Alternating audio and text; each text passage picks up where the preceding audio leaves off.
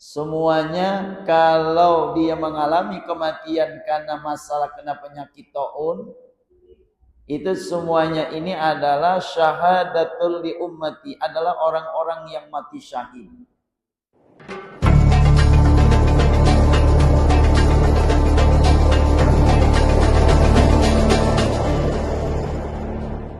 Yang saya hormati Al-Mukarramah Ustazah Hajah Hiluya, Ustazah Jamuna, Ibu Ati, Ibu Beda, Bapak Kamil, dan tim channel dari Mushollah Nurul Iman Jalan Musa, dan segenap para ibu lainnya yang tidak saya sebut namun tidak mengurangi rasa hormat dan takzim saya.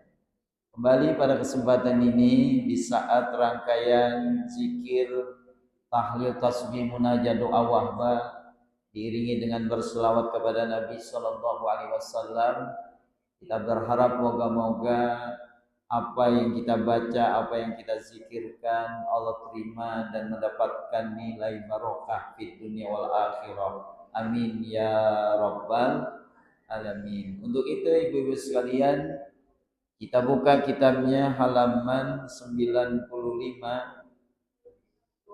nomor hadis 751.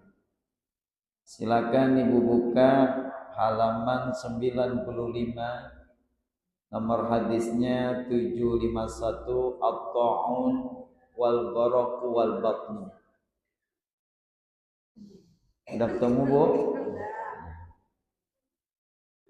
Wa qala al-mu'allifu rahimahullahu ta'ala wa nafa'na bihi wa bi ulumi fid darain amin. At-ta'un wal gharaq wal batnu. Penyakit taun,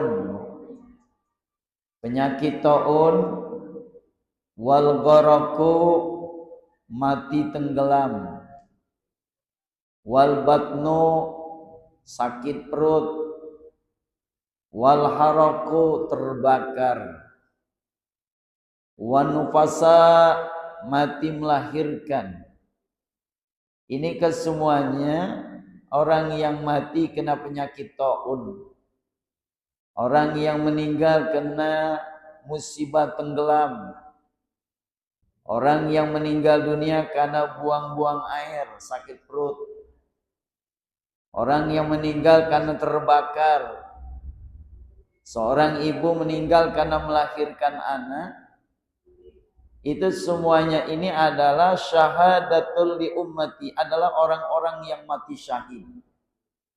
Semuanya kalau dia mengalami kematian karena masalah kena penyakit taun, karena dia tenggelam, karena dia terbakar, karena buang-buang air, sakit perut, Bu, atau seorang ibu yang melahirkan anak, dia berjuang untuk supaya anaknya lahir dalam keadaan sehat, namun ibunya meninggal. Semuanya ini ditinjau oleh baginda Rasul, syahadatul li ummati, adalah orang-orang yang mati syahid. Termasuk kalau di kita Covid, Bu. Ya, Bu. Ini zaman Bani Israel itu adalah penyakit taun, penyakit yang menular karena wabah. Kalau ada orang tenggelam karena banjir, dia mati tenggelam, sakit. Atau karena buang-buang air, karena kebanyakan air dibuang-buang, ya, Bu.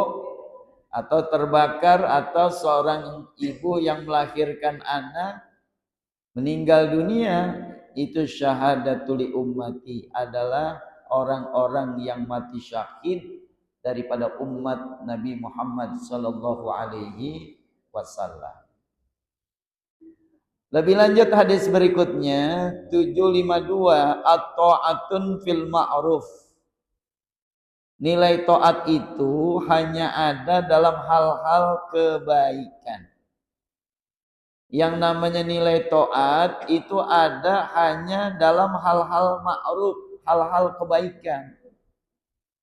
Kalau nilai taat adanya di dalam perbuatan dosa, bukan namanya taat namanya.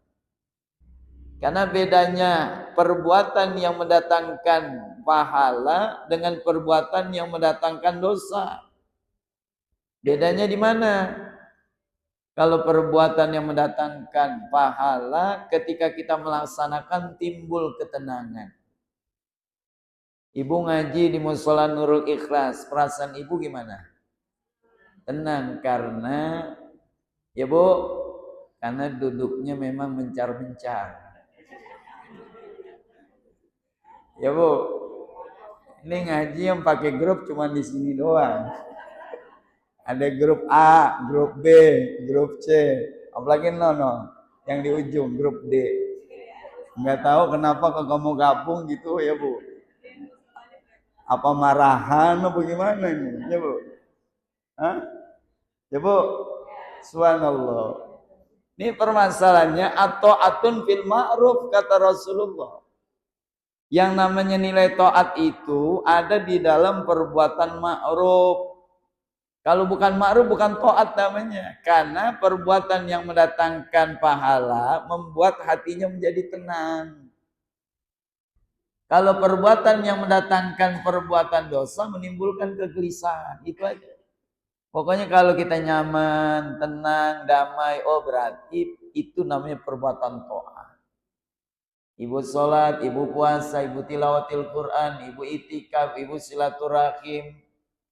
Sehingga menimbulkan ketenangan berarti perbuatan taat.